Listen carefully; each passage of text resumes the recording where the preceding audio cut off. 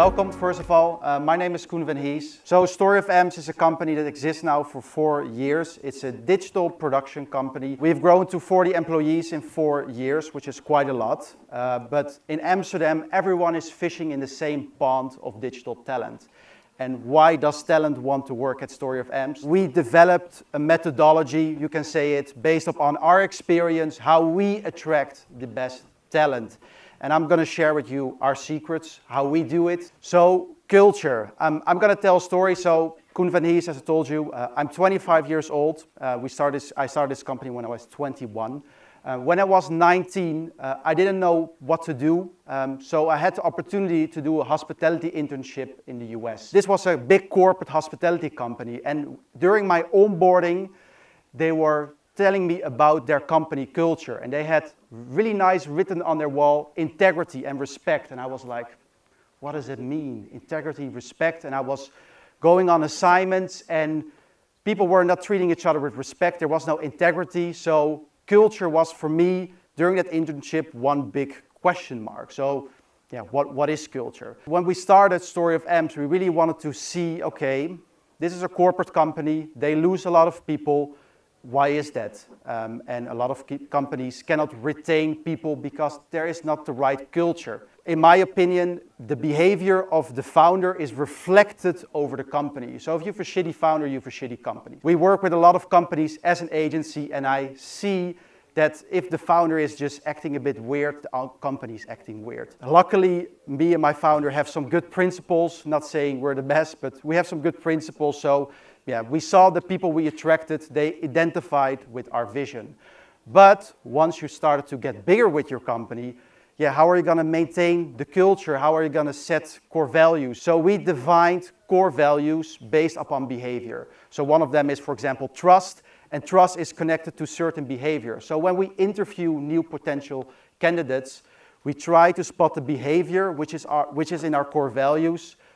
If we see that in a candidate. Applicant comes in, of course, first interview, culture assessment, assignment to test their skills, second interview, another culture assessment. And based upon that, we see if it's a fit or not. We see with focusing on culture, we can really retain talent because in the last 4 years, yeah, actually nobody left or we had to let people go because they weren't good enough because, yeah, doing it in such a way is not 100% guarantee that you retain talent, right? So it's just a filter which works pretty good, in our opinion. Right now, culture is always a thing which is never finished, right? You always have to continuously improve.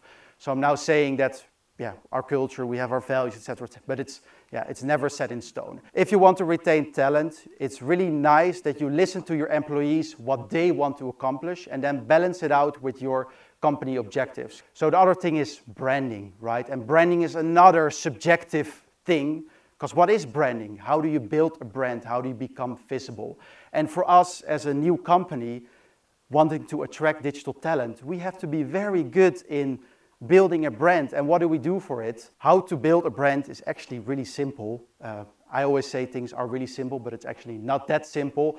But you have to act like a media company if you want to be visible. So you can, of course, do your marketing, but you have to build out your employer brand. And how do you do that? Content, content, content, content, content, content. Sounds easy, right? But it's not easy. Same, we also struggle with it. How can we make enough content to attract talent? But yeah, we come up with cool ideas. I think Merlijn sitting over there, we just released a new series, Women in Tech, which does it really good. So we get a lot of feminine applicants that would like to work for us. And this is always a continuous battle, how to stay innovative, how to stay on top of your game. But I think it's good to remember that you have to act like a media company. Yeah, we also have the saying the omni-channel strategy. I, of course, know most of you know it, but it's being on every platform and continuously experimenting what's happening. So to give you another example, what we do, we use the 80-20 rule. So 80% of our budget, of our recruitment budget, we put in a platform that works, but 20% of our budget we pour in platforms that are experimental. LinkedIn, for example, is another platform where you could, for example, build your employer brand on. But what we hear from our applicants is that they hate LinkedIn because they get 50 messages a day from recruiters. So we're like, okay, that doesn't work right now that much anymore. So we're now focusing fully on those Facebook and Instagram story ads, and they work quite well. Still 20% of our budget, we do still experimental on Reddit, some advertisements, but just, yeah, seeing how the market evolves, because it's crazy, but it's like left, right, left, right. Instagram is now important, but I started, for example, a TikTok channel, and for some reason an applicant found us via TikTok. I was like, well, what is this, right? Telling again how fast this market is changing. So yeah, if you want to build brand, first of all, act like a media company, but you have to be extremely agile as well, right? So a lot of mistakes big companies are making is that they are using the method over and over again. So the Google search engine advertising, it works okay, right? But it's super expensive.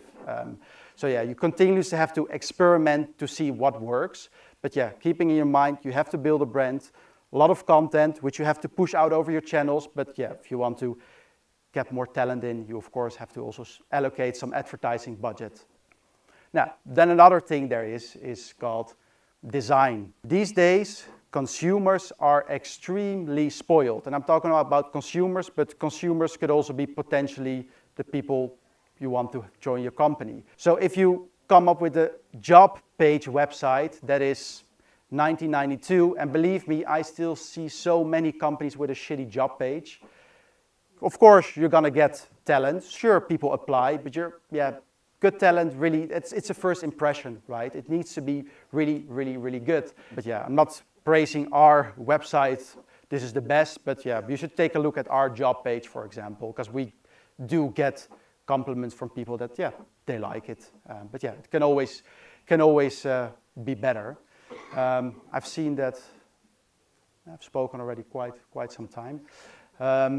And before I'm gonna end this, I always like to do some question and answers. Because I talk through it pretty fast, but yeah, if you want to have a bit more in-depth answers about things, yeah, I'm happy to hear some answers. Thank you.